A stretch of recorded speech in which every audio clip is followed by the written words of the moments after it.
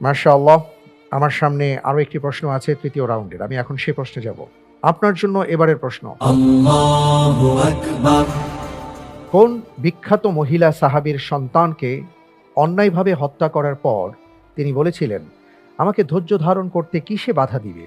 জাকারিয়া পুত্র ইয়াহিয়া আলাইহিস সালামের মাথাটা তো বনী ইসরাইলের এক পতিতাকে উপহার দেওয়া হয়েছিল। আর এটা তো সামান্য বিষয়। এ উম্মে হারাম বিনতে মিলহান, বি উম্মে ওমারা নুসাইবা বিনতে কাব, সি আসমা বিনতে আবু বকর, ডি ফাতিমা বিনতে আসাদ রাদিয়াল্লাহু তাআলা আনহুন্না। আলহামদুলিল্লাহ, এই প্রশ্নের উত্তর হিসেবে বেছে নিচ্ছি অপশন সি, আসমা বিনতে আবু বকর রাদিয়াল্লাহু আনহুমা। ফ্রিজ করে দিব। ইনশাআল্লাহ। লক করা হোক অপশন সি, আসমা বিনতে আবু বকর রাদিয়াল্লাহু আনহুমা।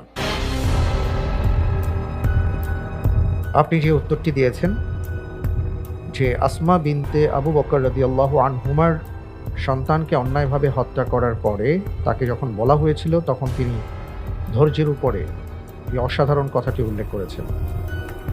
আপনার উত্তরটি সঠিক উত্তর। আলহামদুলিল্লাহ। মাশাআল্লাহ তাবারাকাল্লাহ।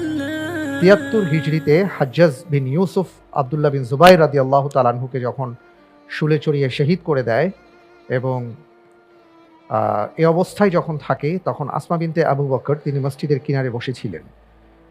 আব্দুল্লাহ ইবনে ওমর রাদিয়াল্লাহু তাআলা আনহু তার কাছে গিয়ে তাকে সান্ত্বনা দেবার চেষ্টা করেছিলেন। বলেছিলেন যে, এই দেহগুলো তো কিছুই না।